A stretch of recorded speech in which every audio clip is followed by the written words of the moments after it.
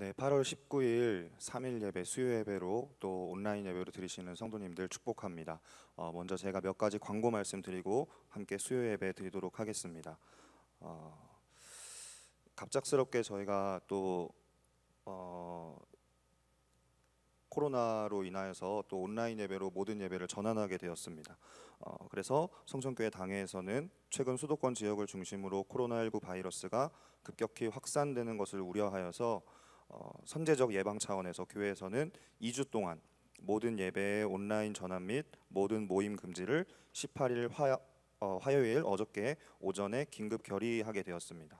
그래서 주일 오전 예배 드리던 것들은 1, 2, 3부를 통합하여서 오전 11시에 함께 드리도록 하겠고요. 그리고 청년부 예배는 기존의 오후 2시에, 주일 오후 예배는 오후 4시에, 또 주일 학교 예배는 각 부서별로 공지하여서, 또 수요 예배는 오후 7시 30분에, 금요 예배는 오후 9시에, 그리고 새벽 예배는 없습니다. 그래서 모든 예배는 8월 말까지는 온라인 예배로 드리신다는 것을 기억해 주시고요. 그리고 무엇보다 온라인 예배로 예배를 드리게 되어지지만 예배 시간을 꼭 기억하셔서 각자의 처소 및 가정에서 온라인으로 예배를 드리시기를 바랍니다. 바이러스의 확산 방지와 또 이 나라의 회복을 위해서, 그리고 수고하시는 분들의 노고를 위해서 우리 함께 기도하는 그런 시간 되었으면 좋겠습니다. 그리고 또 이번 코로나가 확산되는 일들로 인하여서 기존에 있었던 이번 주 돌아오는 토요일에 있을 예정이었던 지민근 전도사님 그 결혼식이 인원 제한이 좀 그 식장 측에서 이제 연락이 오게 되어서 50명밖에 받지를 못한대요. 그래서 가족 중심으로 해서 그렇게 적은 인원만 모여서 그 식을 진행한다고 연락을 받았습니다. 그래서 성도님들께서는 기도해 주시고 또 그 앞으로 또 하나님 나라를 꾸리게 되어질 가정을 위해서 기도해 주시면 감사드리겠습니다.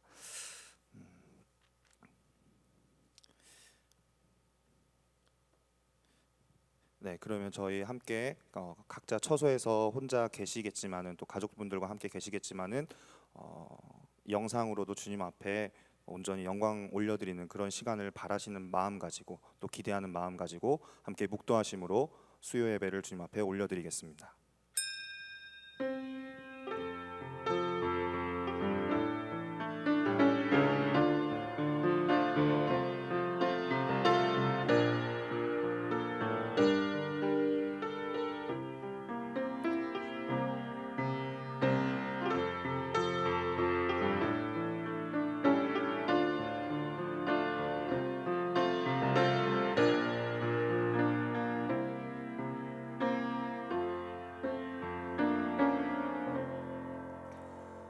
내 의의 하나님이여, 내가 부를 때에 응답하소서.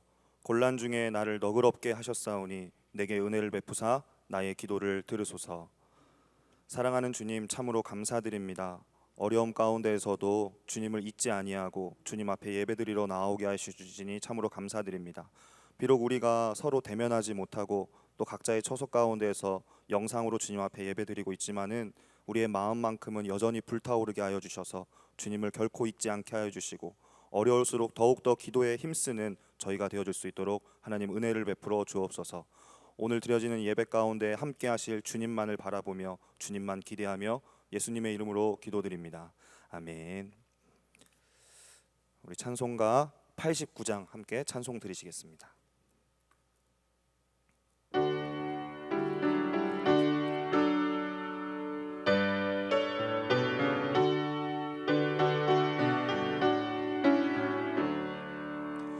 샤론의 꽃 예수 나의 마음에 거룩하고 아름답게 피소서.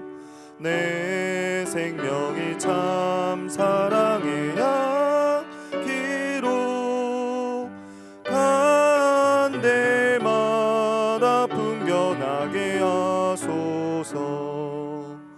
예수 샤론의 꽃 나의 맘의 사랑으로 피소서. 샤론의 꽃 예수 이 세상에서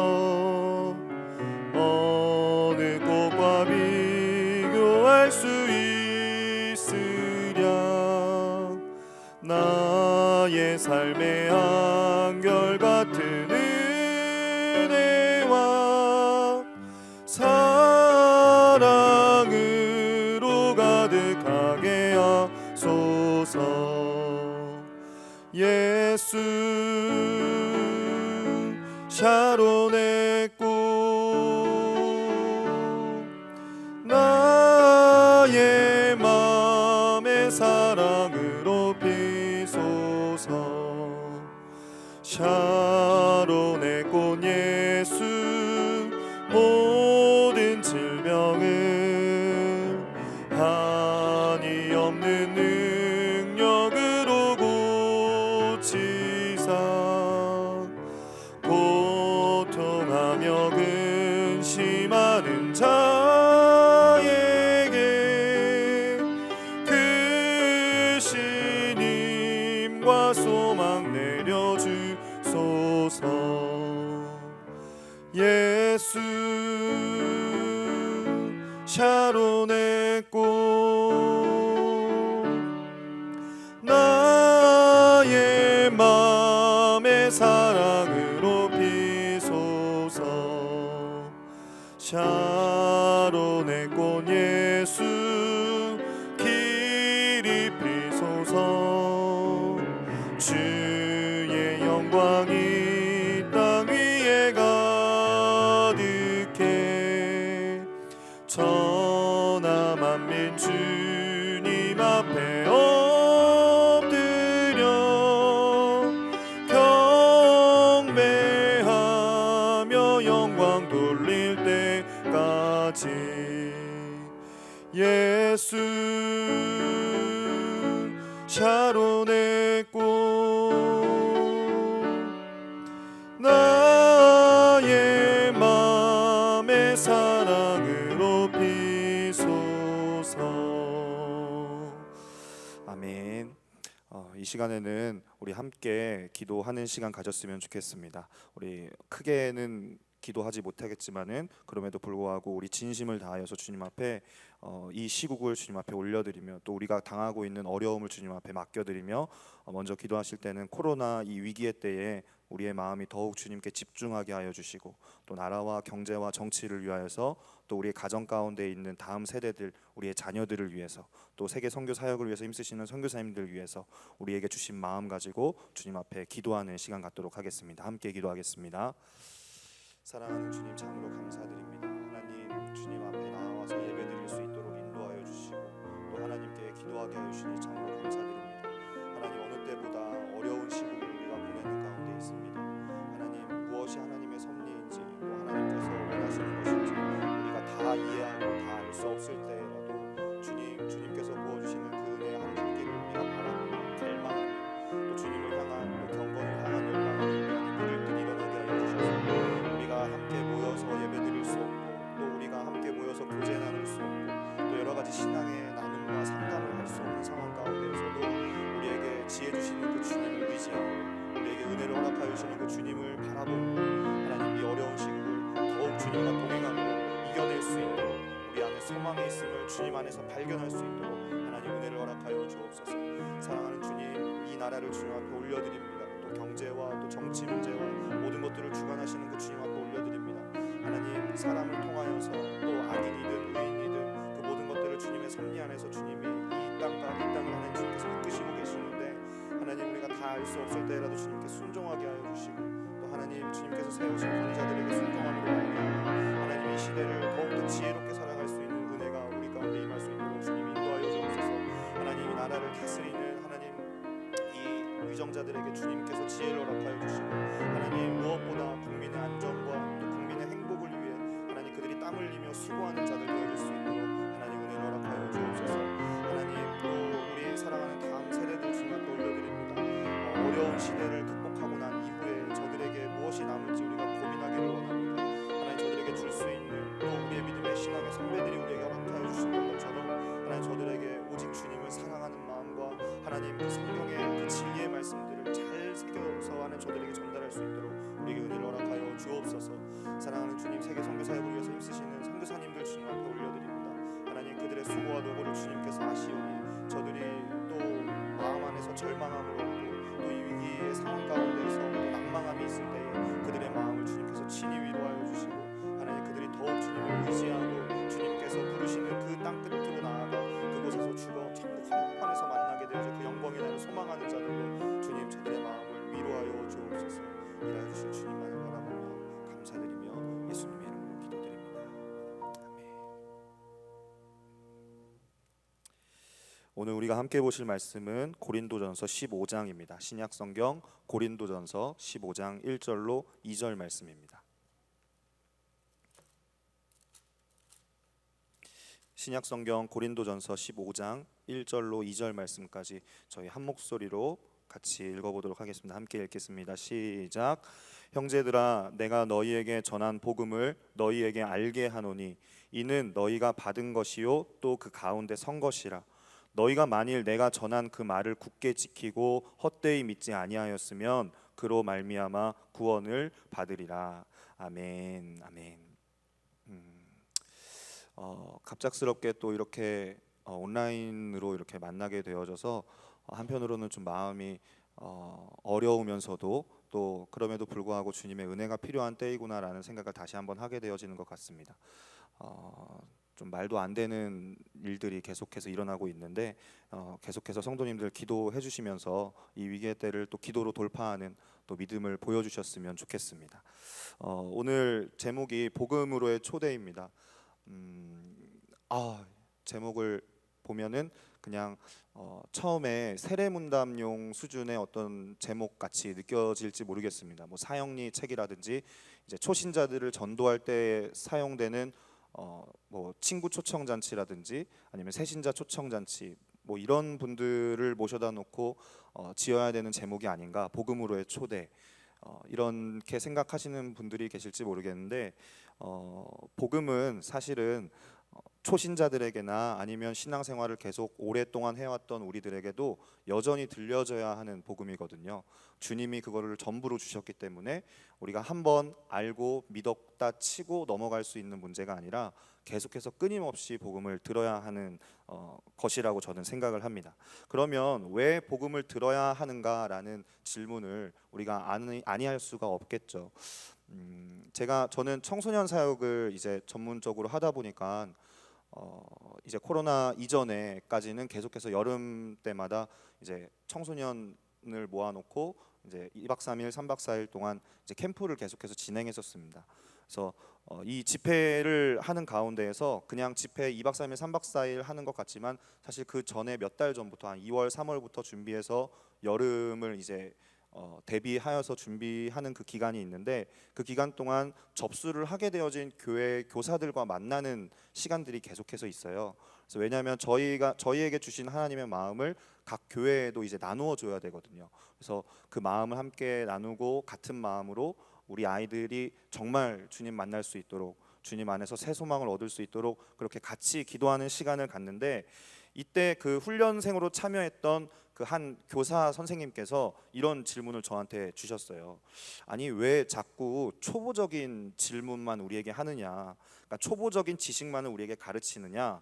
뭐 복음이라든지 뭐 죄라든지 믿음이라든지 회개라든지 이거는 교회에서 얼마든지 계속해서 듣고 있는 얘기고 우리는 이미 아이들 뭐 구원의 확신이 있고 구원을 받았고 이런 것들은 우리가 다 이미 알고 있는 사실들이다. 이거 말고 조금 더 우리 아이들에게 뭐 이 시대를 어떻게 지혜롭게 살아갈 수 있는지 아니면 힘들어하는 소망 없어 보이는 저들에게 좀 위로가 될 수 있는 위로의 말이라든지 이런 복음, 이런 진리에 대한 사실 핵심적인 부분임에도 불구하고 그런 이야기를 저한테 하시는 분들을 바라보면서 제 마음이 좀 어렵고 또 이분이 어떻게 교사로서 이런 질문을 나한테 던질 수 있는가라는 사실을 제가 의문을 품지 않을 수가 없었는데요.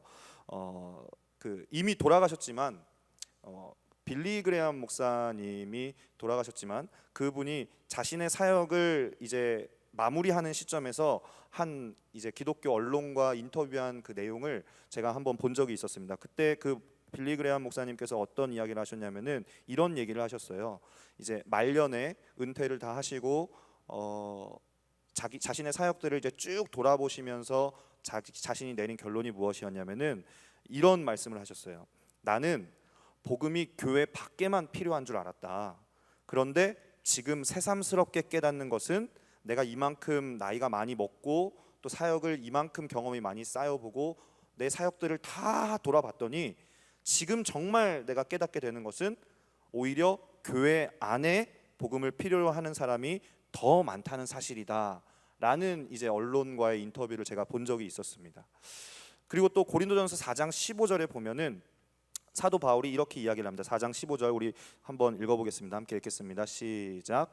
그리스도 안에서 1만 스승이 있으되 아버지는 많지 아니하니 그리스도 예수 안에서 내가 복음으로써 너희를 낳았음이라. 사도 바울이 고린도 교회를 향하여서 어떻게 이야기하냐면 내가 너희를 복음으로써 너희를 낳았다라고 이렇게 이야기했습니다. 그렇지만 바울은 그들에게 복음을 계속해서 가르쳐야 할 필요를 절실히 깨달았다는 것도 우리가 한편으로는 알 수 있습니다. 그 조금 더 뒤로 가면은 고린도전서 15장 1절에서 2절인데요. 제가 조금 성도님들 이해하기 쉬우시라고 공동 번역 버전으로 제가 조금 준비를 했습니다. 공동 번역 버전입니다. 고린도전서 15장 1절 2절 제가 한번 읽어보겠습니다. 형제 여러분, 전에 내가 전해준 복음을 여러분의 마음속에 되새겨 주려고 합니다. 이 복음은 여러분이 이미 받아들였고 또 여러분의 믿음의 기초가 되어 있습니다. 그러므로 여러분이 헛되이 믿는다면 몰라도 그렇지 않고 내가 전해준 복음 그대로 굳게 지켜나간다면 여러분은 이 복음으로 구원을 받게 될 것입니다. 오늘 읽은 본문 말씀을 공동 번역으로 제가 말씀을 드린 겁니다. 사도 바울이 이렇게 이야기합니다. 이 복음을 여러분 마음속에 다시 되새겨 주려고 한다. 이 복음은 이미 여러분이 알고 있는 것이고 믿음으로 받아들였고 또 믿음의 기초가 되어진 이 복음이다. 그런데 이 복음을 다시금 여러분의 마음 가운데 되새겨 주길 원하는 것이 사도 바울의 마음이었습니다. 미국에서 과거에는 이제 파라과이 남미 쪽에서 이제 선교 사역을 감당하시다가 지금은 이제 미국에서 사역을 하고 계신 복음주의권에서는 상당히 유명하고 저명하신 폴 워셔라는 목사님이 계십니다. 그 목사님께서 자신의 저서에서 어떤 이야기를 하셨냐면 이런 이야기를 했습니다. 복음에 관하여서 복음은 기독교를 소개하는 내용의 첫머리가 아니다. 복음은 기독교의 정수이고 우리의 삶의 전부이며 우리가 탐구해야 할 무한한 보고이며 우리가 선포해야 할 메시지이다. 예수 그리스도의 복음은 우리의 유일한 소망이자 자랑이요 위대한 이상이다 라고 이렇게 그의 저서에서 자신의 의견을 복음은 기초적인 게 아니고 우리가 계속해서 들어야 할 메시지이다. 또 듣기만 할 뿐만이 아니라 계속해서 우리가 선포해야 하고 복음을 계속해서 묵상하고 우리의 생명으로 삼아야 하며 우리의 자랑이 되어야 되고 우리의 전부가 되어야 한다라는 고백을 그가 한 바가 있습니다. 복음의 정수를 이야기하라고 한다면은 로마서를 빼놓을 수가 없겠죠. 로마서는 정말 복음의 핵심을 담은 사도 바울이 쓴 로마 교회를 향한 편지인데요. 이 로마의 성도들을 향한 편지 로마서에서도 이렇게 이야기합니다. 로마서 1장에 보면 1장에서 바울은 로마 교회의 믿음이 온 세상에 전파된 것을 하나님께 감사하는 표현을 쓰고 있습니다. 우리 한번 찾아볼까요? 로마서 1장 8절입니다. 로마서 1장 8절 우리 같이 한번 읽어보겠습니다. 함께 시작. 먼저 내가 예수 그리스도로 말미암아 너희 모든 사람에 관하여 내 하나님께 감사함은 너희 믿음이 온 세상에 전파됨이로다. 이렇게 이야기하며 너무 기뻐하고 있는 모습, 또 그들을 칭찬하는 모습들이 나오고 있습니다. 그리고 이 사도 바울이 자신이 기도할 때마다 로마 교회를 생각하며 로마에 갈 수 있는 좋은 길이 열리기를 간구하고 있는 구절이 바로 밑에 나옵니다. 우리 9절, 10절 이렇게 한번 읽어보겠습니다. 9절, 10절 읽겠습니다. 시작. 내가 그의 아들의 복음 안에서 내 심령으로 섬기는 하나님이 나의 증인이 되시거니와 항상 내 기도에 쉬지 않고 너희를 말하며 어떻게 하든지 이제 하나님의 뜻 안에서 너희에게로 나아갈 좋은 길 얻기를 구하노라. 아멘. 이 사도 바울이 로마로 다시 향하게 되어져서 나는 내 기도 가운데 너희를 한 번도 빼놓은 적이 없다. 그리고 내가 주님이 허락만 해주신다면 다시금 너희에게 나아가기를 간절히 간구하고 있다라고 이렇게 이야기합니다. 11절도 한번 읽어보겠습니다. 11절 시작. 내가 너희 보기를 간절히 원하는 것은 어떤 신령한 은사를 너희에게 나누어 주어 너희를 견고하게 하려 함이니. 사도 바울이 로마 교회로 향하기를 원하는 이유에 대해서 이야기하고 있는데, 내가 너희에게 나아가기를 원하는 것은, 너희 보기를 간절히 원하는 것은 내가 갖고 있는 신령한 은사를 나누어 주려는 목적이 있다. 그 목적이 무엇이냐면 로마의 교회를 견고하게 하기 위함이다. 그러니까 사도 바울 다시 이야기하면은, 다시 처음부터 말씀드리자면은, 사도 바울은 내 기도 가운데 너희를 빼놓지 않는다. 나는 주님이 허락만 해주신다면은 로마 교회로 다시 가서 너희를 만나고 싶다. 만나기 원하는 이유는 너희에게 신령한 은사를 나누어 주려고 한다. 신령한 은사를 나누어 주려는 목적이 무엇이냐면 너희 교회가 더욱더 견고해지기 때문이다 라고 이렇게 설명을 하고 있습니다. 13절도 한번 읽어보겠습니다. 13절. 왜 신령한 은사를 나누어 주려는지, 그러므로 말미암아 로마 교회를 견고하게 하기 위한 왜 그런지 13절에서 이렇게 이야기합니다. 함께 읽겠습니다. 시작. 형제들아, 내가 여러 번 너희에게 가고자 한 것을 너희가 모르기를 원하지 아니하노니, 이는 너희 중에서도 다른 이방인 중에서와 같이 열매를 맺게 하려 함이로되 지금까지 길이 막혔도다. 아멘.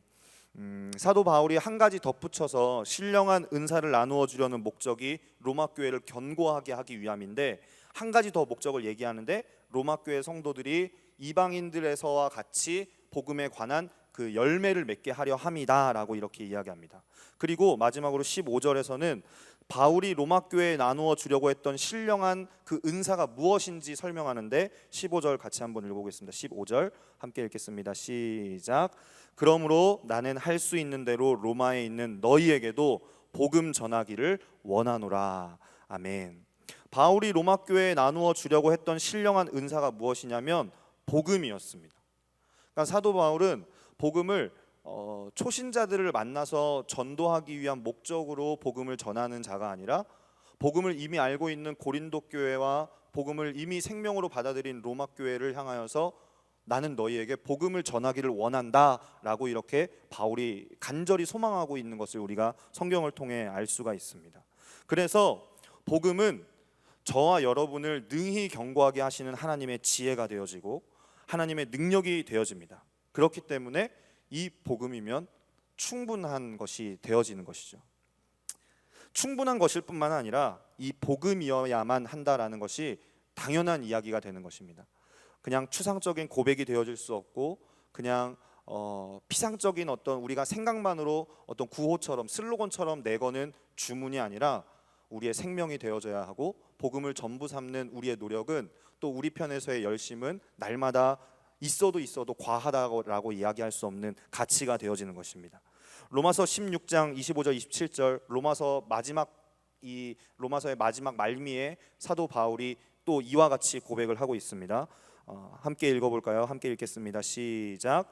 나의 복음과 예수 그리스도를 전파함은 영세 전부터 감추어졌다가 이제는 나타내신 바 되었으며, 영원하신 하나님의 명을 따라 선지자들의 글로 말미암아 모든 민족이 믿어 순종하게 하시려고 알게 하신 바 그 신비의 계시를 따라 된 것이니, 이 복음으로 너희를 능히 견고하게 하실 지혜로우신 하나님께 예수 그리스도로 말미암아 영광이 세세 무궁하도록 있을지어다. 아멘.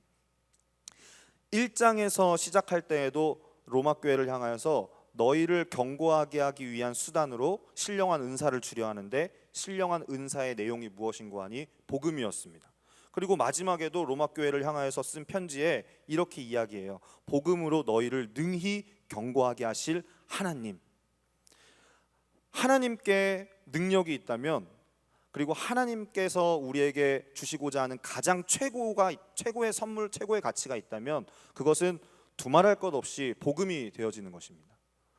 왜냐하면 하나님이 아들 독생자 예수 그리스도를 이 땅 가운데 보내셔서 아들을 죽이심으로 말미암아 우리에게 주시고자 했던 내용이 바로 복음이었기 때문에, 그러니까 하나님이 전지전능하신 천지 만물을 창조하신 하나님께서 이 복음을 주시기 위해 아들을 잡았다? 이러면은 더 이상 우리가 뭐 거기에 뭐가 더 필요합니다, 저게 더 필요합니다, 복음 말고 이것도 주시고 이것도 주시고 할 수 있는 내용이 없게 되어진 거예요. 왜냐하면 하나님 편에서는 전심이었거든요. 예수님 편에서는 자신의 생명을 주셨기에 복음을 전하실 때 단순히 그냥 말이나 아니면은 모양의 어떤 우리 수준으로 생각할 수 있는 그 가치들을 늘여놓고 우리에게 주신 것이 아니라 당신의 전부, 당신의 생명을 주신 것이 이 복음의 내용인데, 우리는 이 복음의 내용을 너무나 그냥 초신자 때 세례 문답용으로 그냥 이거 다 알았으니까, 다 이해했으니까, 나 믿으니까 다음 넥스트 그 다음 거 어떻게 하면 이제 좀 잘 먹고 잘 살아갈 수 있는지 이것들을 좀 우리가 배워야 되는 거 아닌가요? 이렇게 생각하는 경향이 교회 안에 적지 않게 있기 때문에 이 복음을 오늘 또 성도님들과 나누고자 하는 모습입니다. 혹시 레밍 신드롬이라는 말을 혹시 아시나요? 레밍 신드롬? 이것은 무엇이냐면 그 북유럽 쪽, 노르웨이나 뭐 이런 북유럽 쪽에 서식하고 있는, 또 추운 지방 북극 쪽에 서식하고 있는 쥐입니다. 쥐 이름이 레밍이에요. 근데 이 레밍이 그 습성이 무엇이냐면은, 이 쥐는 죽음의 레이스를 뛰는 것으로 유명합니다. 그러니까 무엇이냐면 집단으로 이동하는 습성을 가지고 있는 게 이 레밍이라는 쥐의 그 생태이거든요. 그래서 가만히 있다가 한 마리가 막 뛰어가는 거예요. 그러면은 온 동네의 쥐들이 다 그 한 마리가 뛰는 것을 따라서 전부 뛰어요. 왜 뛰냐? 몰라요. 그냥 계속 뛰어요. 한 마리가 뛰니까 다 그냥 뛰는 거예요. 그냥 옆에 있는 쥐가 뛰니까 자기도 뛰어야 될 것 같아서 뛰는 거예요. 언제까지 뛰느냐? 절벽에 떨어져 죽을 때까지 뛰는 거예요. 이거를 보면서 이제 그 레밍이라고 하는 그 습성을, 생태를 연구하던 학자가 만들어낸 말이 레밍 신드롬이라는 거예요. 세상을 살아가는 사람들을 보면 마치 이 사람들이 레밍 같다라는 것을 발견한 거죠. 왜냐하면 맹목적으로 사는 사람들이 존재한다는 겁니다. 왜 사는지 정확한 이유를 묻지 않고 어떻게 살아야 하는지 방법을 연구한다거나 고민하지 아니하고 그냥 옆집 사람이 저렇게 사니까, 직장 동료가 그게 좋다고 하니까 다들 그렇게 살아가는 모습을 보면서 하는 말입니다. 레밍 신드롬. 교회 안에 있지만 또 세상 사람들이 살아가는 모습들을 흉내내며 그 사람들 그렇게 사니까 나도 그렇게 살 수 있는 거잖아 라고 생각하는 사람들이 너무나 많이 있습니다. 이것은 왜 그러냐면은 복음에 무지하기 때문에 그래요. 복음에 무지하면 어떻게 될까요? 복음을 무시할 수밖에 없어집니다. 왜냐하면 이 복음의 내용을 정확히 직면만 하였더라면 다른 얘기할 수가 없거든요. 아니, 세상에 천지를 창조하신 하나님이 나를 위해 하나밖에 없는 아들 예수 그리스도를 이 땅 가운데 주셨다는 이 복음을 정말 생명 전부로 의미 있게 내 마음 가운데 받아들였더라면 이거 정말 우리의 인생이 변하지 않고서는 있을 수가 없는 일이죠.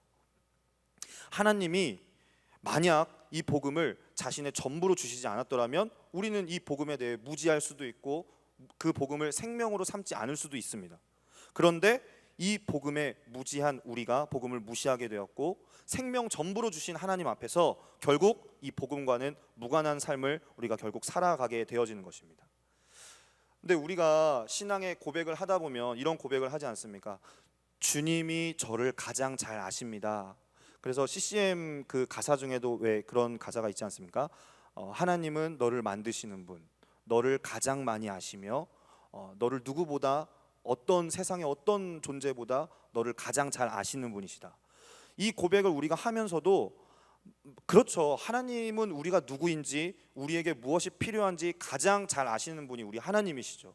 이런 하나님이 우리를 위해 준비하신 것이 만약 복음이라면, 이 복음이 하나님의 지혜요 능력이라면 우리에게 있어서는 만사를 제쳐두고서라도 이 복음을 알아야겠구나라는 이런 갈망함이 우리 안에 생기지 않았을까요?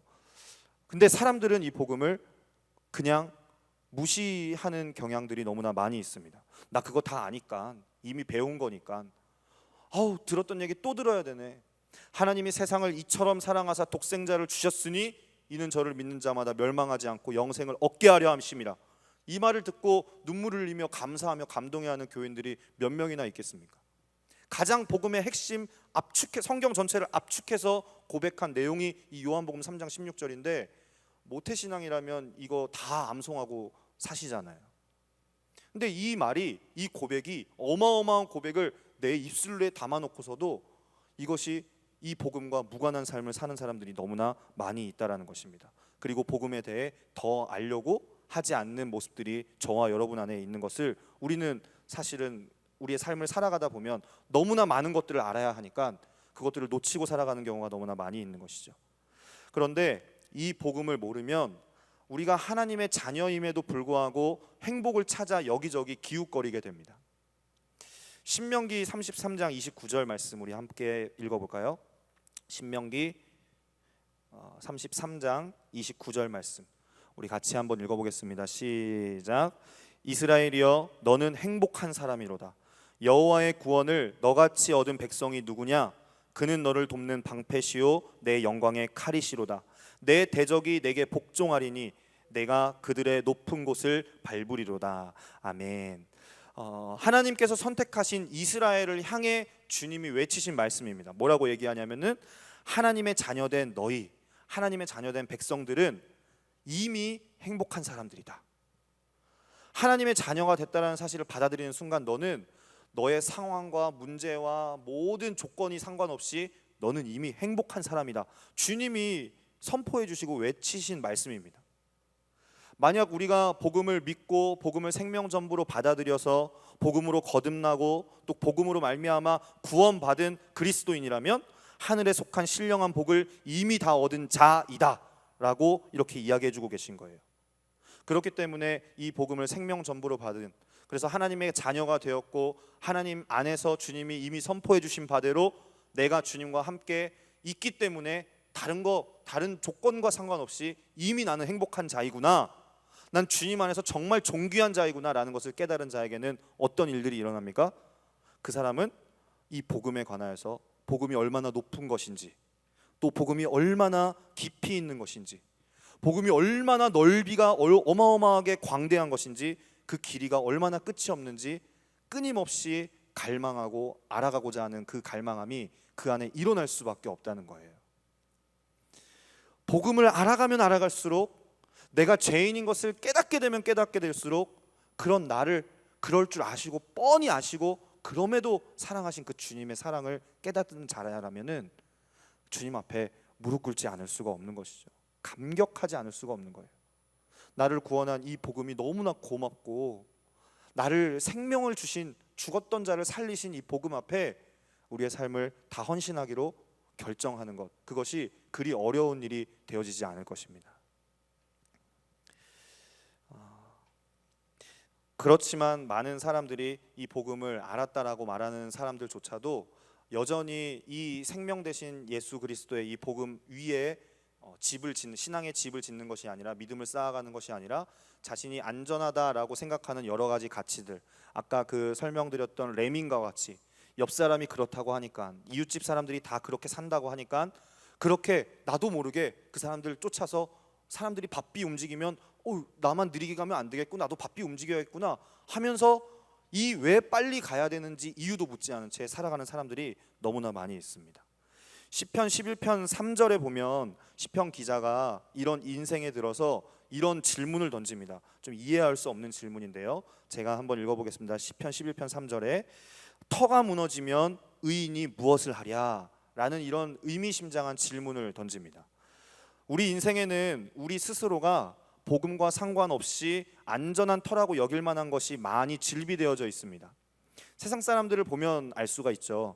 어떤 이는 돈이라고 하는 것에 의미 부여를 굉장히 많이 하는 사람들이 있고, 또 나이가 좀 이제 드신 연약하신 쇠약하신 분들은, 또 혹은 질병을 얻으신 분들은 돈도 필요 없어, 나는 건강이 제일 중요해, 건강이라고 생각하는 터, 아니면 나는 우리 가족들을 너무 소중해, 가족이라고 생각하는 터, 내가 생명 바쳐서 일하고자 하는, 또 내가 이 가정을 꾸리기 위해서 반드시 다녀야 하는 이 직장, 또 사업, 나의 경험, 내 자신감, 또 나의 소중한 이 관계, 이런 것 등등 여러 가지 가치들을 자신의 안전한 터라고, 이것만큼은 절대 무너지지 않을 거야 생각하는 터를 두고 사는 사람들이 많이 있습니다. 누가 뭐라 해도 나는 건강만큼은 자신 있어, 나 병원 한 번 안 가는 사람이야, 평생에 병원 한 번 다닌 적 없어, 이렇게 자신만만해하는 사람들. 내 은행 잔고만 봐도 난 너무 뿌듯해, 무슨 걱정이 있겠어, 다들 뭐 힘들고 어렵다 하지만 내가 피땀 흘려 번 돈 여기 은행 잔고 보면은 너무 든든하다. 나는 시집을 너무 잘 가서 내 남편만 보면은 너무 든든해. 내 남편 나를 너무 사랑해주고 돈도 잘 벌어오고 우리 가정을 너무나 사랑하는 내 남편만 보면은 너무 든든해. 남들이 나는 부러워할 직장에서 남들이 쉽게 고속 승진 못하는 그 나이에, 젊은 나이에 나는 남다르게 성공한 자리에 앉아 있어. 이것만큼 안전한 터가 어딨어. 나는 지금까지 잘 나갔으니까 뭐 별다른 일 없는 이상 난 꾸준히 계속 잘 나가게 될 거야.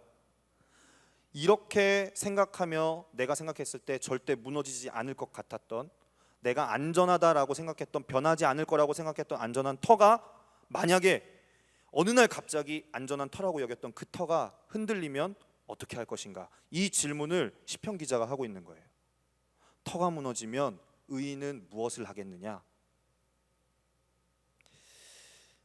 우리의 인생을 들어서 누군가가 이렇게 얘기했습니다. 일생이라는 거예요. 짧은 인생이라는 거죠. 한 번 쏘면은 다시 돌아오지 않을 화살처럼 세월이 지나간다라고 이렇게 표현합니다. 다시 살아볼 수 있는 기회가 없습니다. 이제 성도님들도 많이 그런 생각들을 많이 하시겠지만 저도 그런 생각을 가끔 하거든요. 돌아가고 싶다. 젊었을 때로 돌아가고 싶다. 젊죠. 저도 아직 젊은데 더 젊었을 때 있잖아요. 막 그 파릇파릇했던 그 청년 20대 군대 가기 전 말고요. 군대 갔다 오고 난 후 해가지고 너무 그 혈기왕성하고 너무 그때 그럴 때가 돌아가고 싶다라는 생각이 있더라고요. 그냥 뭐 그때 뭐 재밌었냐, 그때 뭘 그렇게 잘 나갔길래 돌아가고 싶냐 묻는다면 그런 것도 없었는데 그냥 그게 좋았던 것 같아요. 근데 이 인생을 다시 돌아가서 살 수 있는 방법이 전혀 존재하지 않지 않습니까? 그래서 오늘 하루를 농담하듯이 그냥 허송세월로 보낼 수 없는 까닭이 여기 있는 것 같습니다. 오늘 하루가 지나가면 다시 돌아갈 수 없는 하루니까 오늘 하루를 살되 정말 농담처럼 살 수 없고 까먹으면서 살아갈 수 없고 주님 앞에서 정결하게 그렇게 살아가야 함을 날마다 이제 마음속에 되새기게 되어지는 거죠.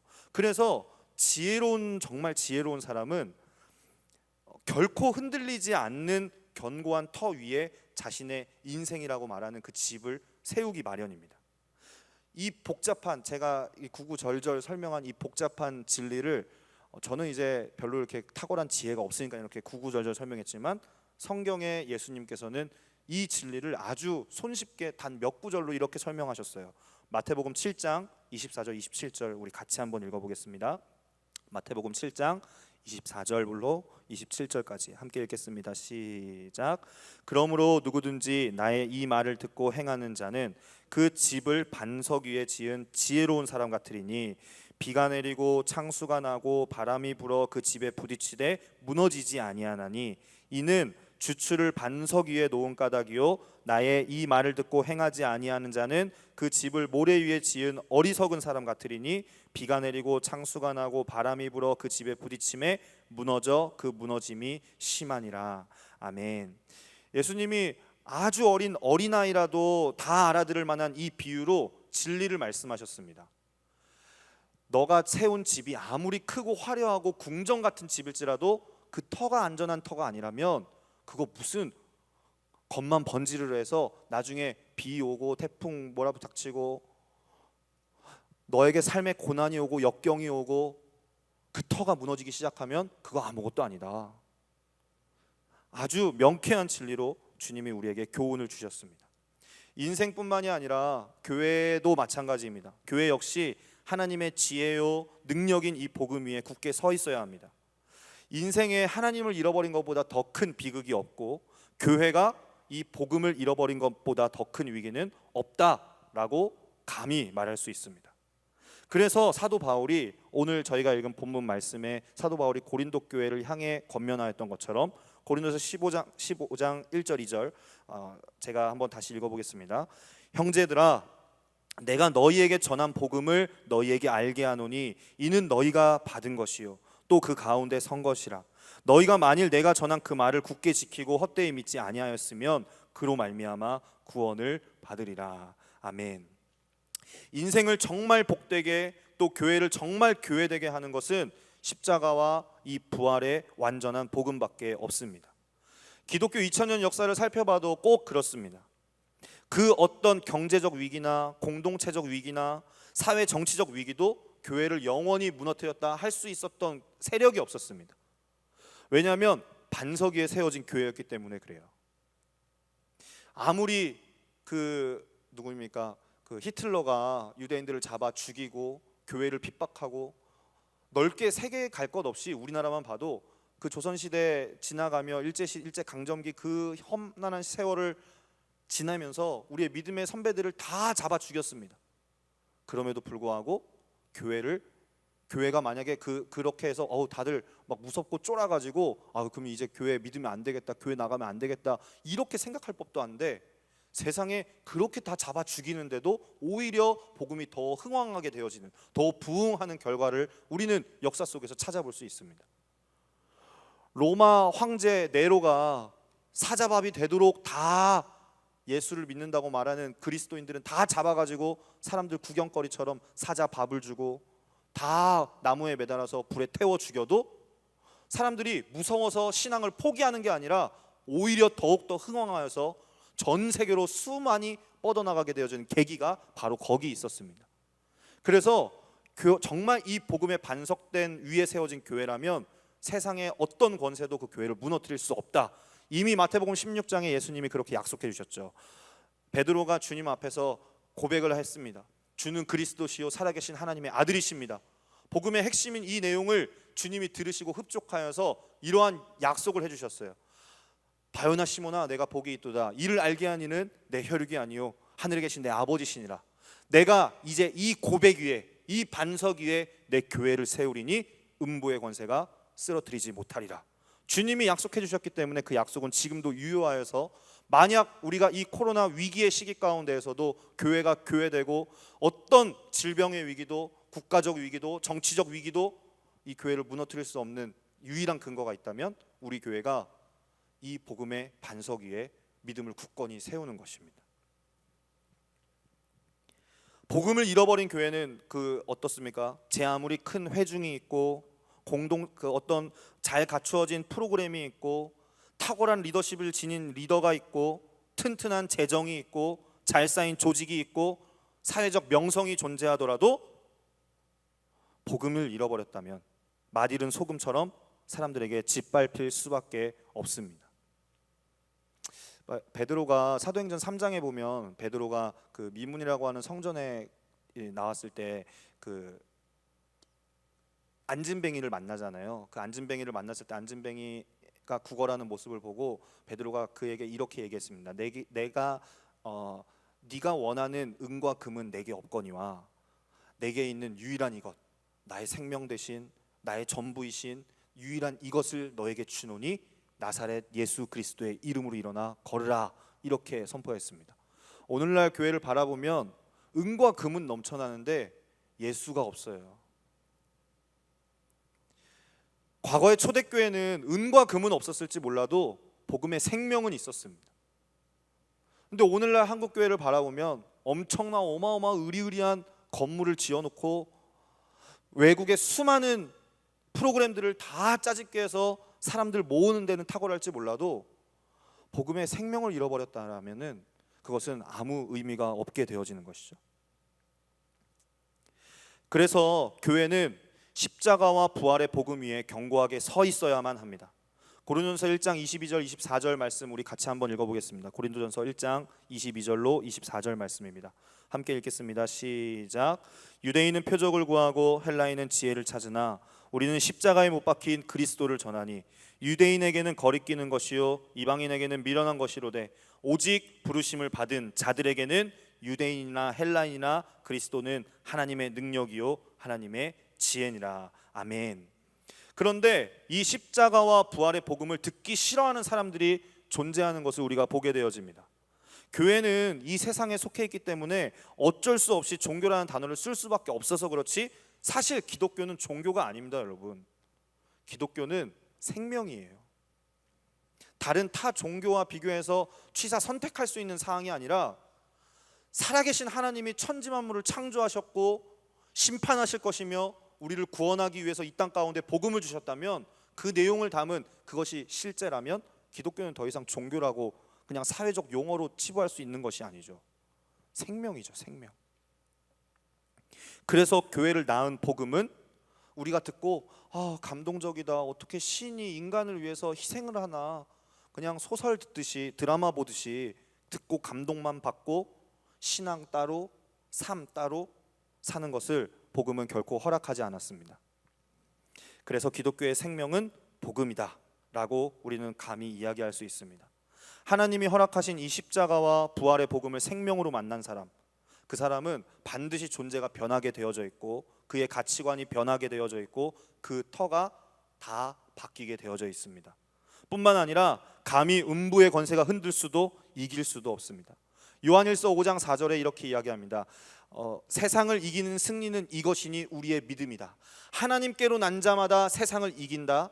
이 말은 하나님께로부터 난 자, 복음을 듣고 거듭난 생명을 가진 자는 태생적으로 세상을 이길 수밖에 없다라고 주님이 선포해 주시는 거예요. 여러분, 우리가 왜 자꾸 죄에 넘어지며 세상 가운데 비참한 신세처럼 보이는지 아십니까? 왜 세상 가운데 나가면 내가 이렇게 힘이 없는 것 같고 능력이 없는 것 같고 세상을 이길 수 있는 힘이 나에게 존재하지 않는 것 같지, 왜 그런지 아세요? 복음을 생명으로 받지 않았기 때문에 그래요. 하나님께로 나본 적이 없는 거예요. 주님이 선포해 주시잖아요. 제 얘기가 아니고 하나님 말씀이시잖아요. 하나님께로 난 자마다 세상을 이기느니라. 세상을 이기는 승리는 이것이니 우리의 믿음이니라. 우리의 믿음을 다시 한번 생각해 봐야 하는 것이죠. 그런데 제가 보니까 이 복음은 해석하자면 기쁜 소식이잖아요. 복된 소식이고 기분 좋은 소리, 기쁜 소리, 이것을 이제 복음이라고 이야기할 수 있는데, 이 복음이라는 그냥 그 문자적으로 해석한 내용을 이야기하자면은 다른 종교들도 복음을 전하고 있어요. 사람들이 듣고 좋을 만한 이야기들을 많이 합니다. 모든 종교는 그래서 복음을 외치고 있는 것을 우리가 볼 수 있습니다. 왜냐하면은 온 세상 사람들이 자신들을 기쁘게 해줄 복음을 찾고 있고 또 기다리고 있기 때문에 그렇습니다. 그래서 복음은 인류에게 있어서 결코 생소한 말이 아닙니다. 그렇다면 사람들이 찾고 기다리고 있는, 구하고 있는 복음은 어떤 복음일까요? 첫 번째는 소원 성취형 복음입니다. 예를 들면 이런 거죠. 갖고 싶은 거, 되고 싶은 거, 그리고 나를 행복하게 해줄 것만 같은 것들, 그 모든 것들, 예를 들면 돈이 될 수가 있고 외모가 되어질 수도 있고 학벌이 되어질 수가 있고 권력이 되어질 수 있고, 이런 것들을 내가 좀 가졌으면 좋겠다, 나 이거 있었으면 좋겠다. 그래서 실제로 나도 저렇게 김태희처럼 이뻤으면 좋겠다 했던 이 한 자매가 나중에 그 소원이 성취가 되어서 김태희처럼 생기게 되었다면 그 사람에게 그게 복음이잖아요. 기쁜 소식이잖아요. 내가 김태희처럼 됐다니, 내가 연예인처럼 생기게 됐다니, 내가 원하였던 금액의 그 돈을 어느 순간 갑자기 벼락 맞듯이 벼락 부자가 되어서 돈을 다 받게 되어진다면 그것만큼 그 사람에게 기쁜 소식이 어디 있겠습니까? 이런 소원 성취형 복음을 사람들이 원합니다. 두 번째는 문제 해결형 복음입니다. 나 이것 때문에 힘들어, 이것 좀 해결됐으면 좋겠어. 돈 문제, 건강 문제, 관계 문제, 자녀 문제, 지긋지긋한 문제들. 이 세상에 사는 사람들 중에 문제 없는 사람이 없는 것처럼, 그래서 누구나 예외 없이 이것만 해결되면 정말 잘 살 것 같다, 이런 문제 해결형 복음을 기다리는 사람들이 있습니다. 그런데 이 소원 성취형 복음과 문제 해결형 복음은 진정한 복음이 되어질 수 없어요. 진정한 복음이 되어지려면 이런 조건이 붙어야 됩니다. 첫 번째 조건은 무엇이냐면 복음이라면 영원해야 합니다. 변하지 않아야 돼요. 월세를 전전하던 사람이 전셋집을 얻으면 복음이죠. 기쁜 소식이잖아요. 전세를 얻던 사람이 자기 집 자택을 마련하게 되면 복음이죠. 기쁜 소식이죠. 근데 이 집 한 칸 장만하게 된 것 분명히 그에게 기쁜 소식임에도 불구하고 이 기쁨이 영원합니까? 영속적인가요? 아니면 일시적인가요? 이런 점을 우리가 따져봐야 한다는 거예요. 자기 집이 생기면 그 다음은 더 넓은 집 사고 싶고, 더 넓은 집 살게 되어지면 두 채 갖고 싶고, 부동산 더 이렇게 이득을 보고 싶고 이렇게 되는 게 사람 마음이지 않습니까? 이러한 욕망은 끝이 없기 때문에 영원하지 않아요. 그래서 이 영원하지 않으면 이것은 복음의 조건에 해당이 안 되는 거예요. 복음은 변하지 않아야 돼요. 이 소식을 들었을 때 변하지 않고 기뻐야 하는 게 복음이어야 된다는 거예요. 두 번째는 복음은 근본적이어야 합니다. 근본적이어야 돼요. 제가 예전에 좀 오래됐는데 좀 기막힌 일을 당하신 집사님하고 이야기를 나누게 된 계기가 있었어요. 근데 그 집사님이 홀로 이제 교회를 다니시고 남편은 교회를 안 다니셨어요. 근데 어느 날 이 집사님이 남편에게 버림을 받으신 거예요.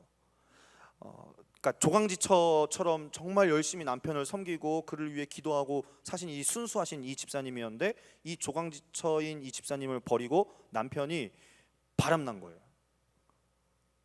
그래가지고 그 순수하신 그 순진하신 그 집사님이 너무 괴로워하고 막 힘들어하시는데 이게 인과응보라 그랬나요? 그 남편이 바람 피더니 건강이 안 좋아져가지고 그 이상한 병에 또 이렇게 걸리시게 되셨다는 소식을 또 들으신 거예요.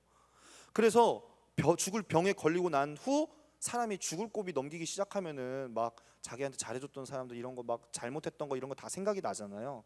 그래서 이 집사님한테 미안해서 그 집사님을 다시 찾아왔다고 하더라고요. 이 집사님이 결국에는 그 남편을 위해서 자기 장기를 또 이식해 주신 거예요. 그랬더니 이 남편이 변화되더라는 거예요. 왜냐하면 자기 정말 목숨 같은 그 여자 집사님이시잖아요. 그 후 몇 년 동안 교회 생활도 열심히 착실하게 하고 막 그 아내 말이라면 껌뻑 넘어갈 것처럼 그렇게 살아가시더니 나중에 수술 다 끝나고 건강이 좀 더 회복되어지고 익숙해질 때쯤 다시 바람나서 집을 또 나가셨다는 거예요. 이 여자 집사님에게 저는 사실 이해가 잘 되어지진 않지만 그 집사님이 남편이 돌아오셨을 때 엄청 기뻐하셨거든요. 자신을 버렸던 남편이 돌아왔으니 저에게는 모르겠지만 이 집사님에게는 분명히 기쁜 소식이죠. 홀로 자녀들을 키워야 될 그 위기에 처해 있다가 어찌됐건 아픈 몸을 이끌고서라도 다시 돌아왔으니 이 남편이 돌아왔으니 그 집사님에게는 그게 기쁜 소식일 수 있죠. 그러나 이 기쁨이 근본적입니까? 부분적입니까? 육체의 병은 치유받았을지 몰라도 남편이 변화했습니까? 안 변화했습니까? 안 변했어요. 여전히 죄인이었어요. 잠언에 보면 사람의 마음은 근본이다라고 이런 표현을 씁니다. 사람의 마음은 근본인데 이 마음을 바꿀 수 없다면 진정한 복음이라고 말할 수가 없는 거예요.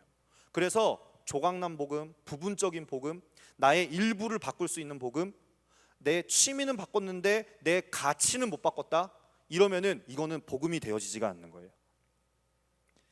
진정한 복음이 되려면 우리의 근본적인 변화를 가져다 줄 수 있는 복음이어야 한다는 겁니다. 그리고 세 번째가 무엇이냐면은 복음은 절대적이어야 합니다. 절대적이어야 돼요. 예를 들어서 100대 1, 1000대 1 뭐 어마어마한 경쟁률을 뚫고 대기업에 합격했다 쳐볼게요. 그러면 이 합격한 사람에게는 그 대기업 입사가 되었다라는 소식이 기쁜 소식이죠. 근데 나머지 999명은 떨어진 사람들에게는 그게 기쁜 소식이 될 수 있습니까? 되어질 수가 없어요. 이건 상대적인 거예요. 합격한 사람이 있으면 당연히 불합격한 사람이 존재하기 때문에 그렇습니다. 따라서 나만 기쁘고 다른 사람들이 울어야 한다면 그 소식은 참된 기쁨의 소식이 복음이 되어질 수가 없게 되어지는 겁니다. 어떤 교회에서 담임 목사님이 광고 시간에 이런 말을 하셨습니다. 이번에 우리 교회에서 서울대학교 의과대학에 합격한 우리 고등부 학생이 3명이나 입학하게 되었습니다. 하나님이 우리 교회를 놀랍도록 축복해 주신 줄 믿습니다. 했더니 성도님들이 아멘 하시는 거예요. 이게 복음이 되어질 수 있습니까? 재수하는 친구들에게는 그 말같이 상처가 되는 말이 없겠죠. 합격하면 하나님이 복을 주신 거고 불합격한 사람들에게는 그러면 하나님이 외면하신 건가요? 이런 수준의 말을, 이런 식의 성공을 복음이라고 말한다면 세상이 말하는 가치와 똑같은 것이죠. 약육강식, 적자생존, 정글의 법칙, 이런 가치들이 지배하는 곳이 되어버린 교회를 떠난 청년들이 다시 돌아올 리가 없습니다. 이런 천박한 수준의 이 가치들을 복음이라고 말할 수가 없습니다. 우리는 버스를 타고 다니다가 과거에 그 한국 교회 안에 넘쳐났던 간증의 내용들이 다 이런 내용들이었어요. 버스를 타고 가다가 그 교회 한 여집사님이 버스를 타고 가다가 버스가 사고가 났는데 아주 심각한 사고였는데 거기에 있던 집사님은 살았고 거기에 있던 중은 죽었다. 할렐루야, 하나님이 우리를 살려주셨다. 여러분, 이게 복음이 되어질 수 있을까요? 이거는 복음이 아닙니다. 진정한 복음이 되려면 복음은 누구에게나 영원해야 하고, 그리고 누구에게나 근본적이어야 하고, 그리고 누구에게나 절대적이어야 합니다. 그러나 오늘날 교회에 속한 많은 사람들은 이런 복음을 원하지 않습니다. 왜냐하면 교회가 이미 세속화되었기 때문입니다. 세상과 교회의 차이를 느낄 수 없게 되어가고 있습니다. 세속화의 이유를 이야기하자면 사실 저같이 말을 많이 하는 목회자의 책임이 가장 크겠죠. 디모데후서에서는 이미 바울이 이렇게 경고했습니다. 디모데후서 4장 3절에서 4절 제가 읽겠습니다. 때가 이르리니 사람이 바른 교훈을 받지 아니하며 귀가 가려워서 자기의 사욕을 따를 스승을 많이 두고 또 그 귀를 진리에서 돌이켜 허탄한 이야기를 따르리라. 대부분의 교인들이 구하는 게 무엇이냐면 앞서 말씀드렸던 것처럼 소원 성취형 복음, 문제 해결형 복음, 이 복음만을 원합니다. 그러나 진정한 복음이 무엇인지 아는 목회자라면 교인들에게 그런 영원하지 않고 근본적이지 않으며 또 절대적이지 않은 소원 성취형 복음, 문제 해결형 복음만을 이야기해주며 성도님들의 귀를 간지럽힐 수는 있어도 그들의 삶을 바꿀 수 없기 때문에 구원이라는 가치와도 거리가 멀게 되어지는 것이죠. 그런데도 불구하고 많은 선배 목사님들을 보면 목회를 하면 또 얘기가 달라진다. 막상 목회를 하면 현실에 부딪히면 마음이 약해지는 게 사실이다 라고 이야기하시는 분들의 이야기를 많이 들었습니다.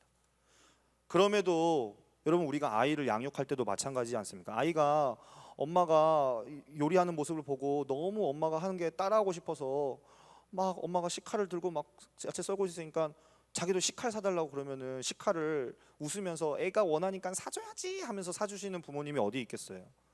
아이가 좋아한다고 손에 식칼을 쥐어줄 부모님이 세상에 없는 것처럼 아무리 성도님들이 듣고 기분 좋아하고 나와 관계가 좋아진다고 해서 듣기 좋은 말만, 번지르르한 말만 늘어놓는다면 그럴 수 없는 것이죠. 자식과 씨름하는 부모만 해도 이렇습니다.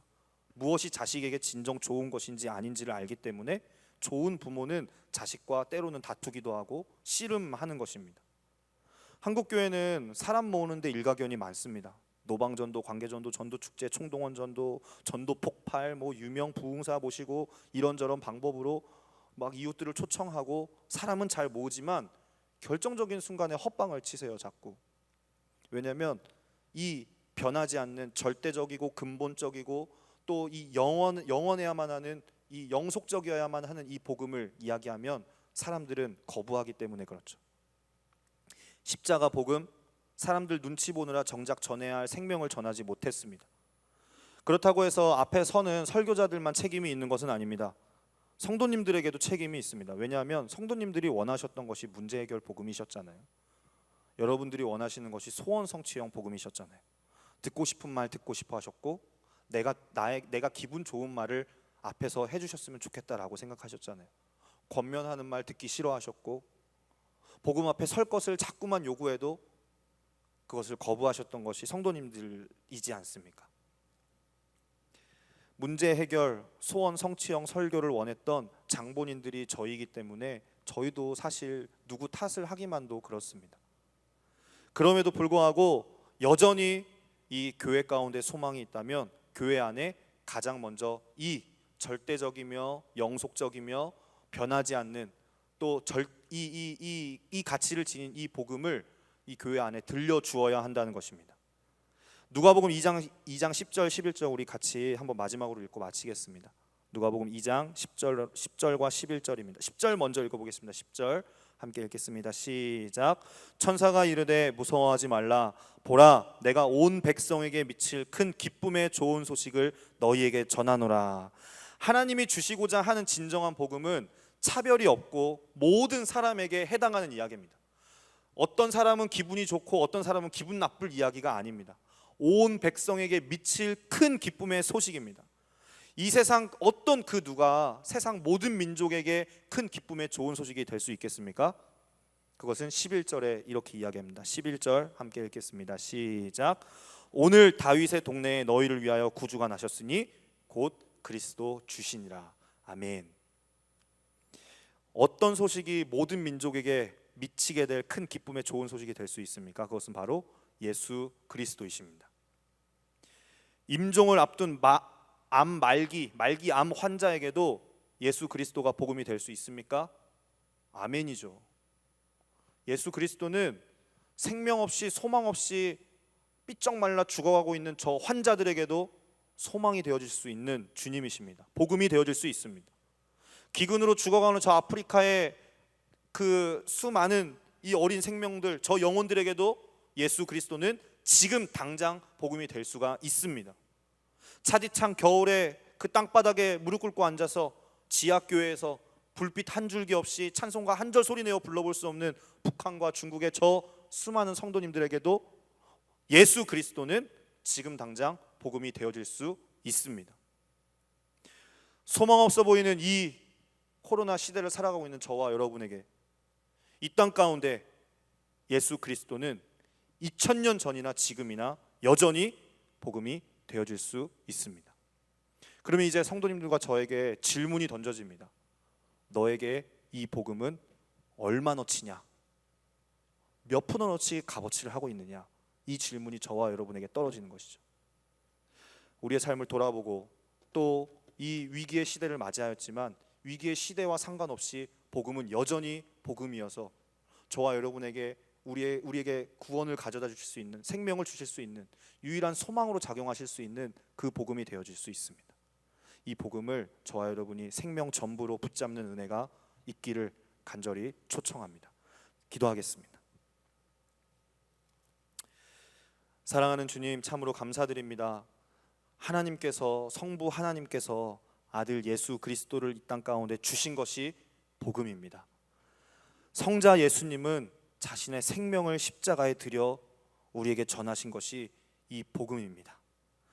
성령 하나님께서는 아예 우리 마음 가운데 찾아오셔서 우리 마음 속에 사셔서 이 복음이 실제되도록 작용하시는 역할을 하신 분이 성령 하나님이십니다.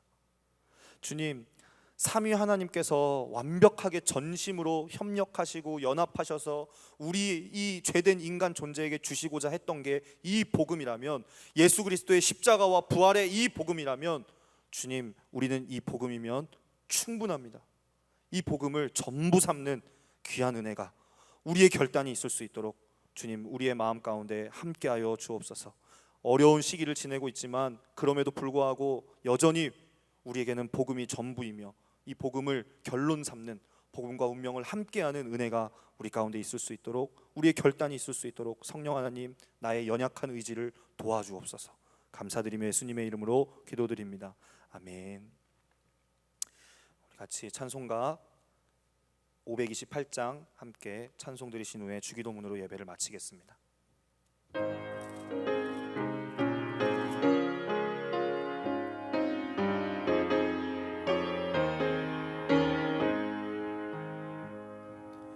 예수가 우리를 부르는 소리 금성 부드러워 문 앞에 나와서 사면을 보며 우리를 기다리네. 오라 오라 방황치 말고 오라. 죄 있는 자들아 이리로 오라.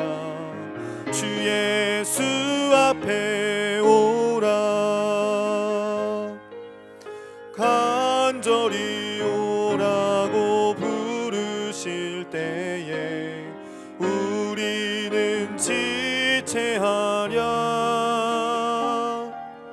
주님의 은혜를 왜 아니 받고 못 들은 채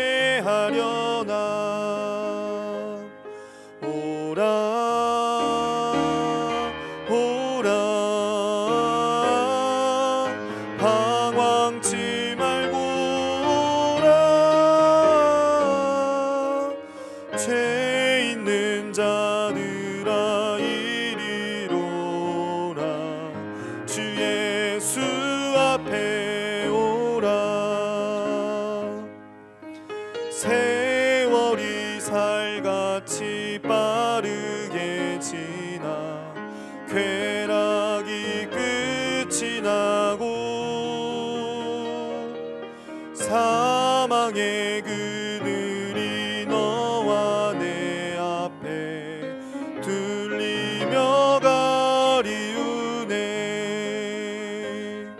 보라 보라 방황치 말고 오라. 죄 있는 자들아 이리로라. 주 예수 앞에 오라. 우리를 위하여 예비해 두신 영원한 집이 있어. 죄 많은 세상을 떠나게 될 때 영접해 주시겠네. 오라 오라 방황치 말고 오라. 죄 있는 자들아 이리로라. 주 예수 앞에 오라. 주기도문으로 예배를 마치겠습니다. 하늘에 계신 우리 아버지여, 이름이 거룩히 여김을 받으시오며 나라에 임하옵시며 뜻이 하늘에서 이룬 것 같이 땅에서도 이루어지이다. 오늘날 우리에게 일용할 양식을 주옵시고 우리가 우리에게 죄 지은 자를 사하여 준 것 같이 우리 죄를 사하여 주옵시고 우리를 시험에 들게 하지 마옵시고 다만 악에서 구하옵소서. 대개 나라와 권세와 영광이 아버지께 영원히 있사옵나이다. 아멘.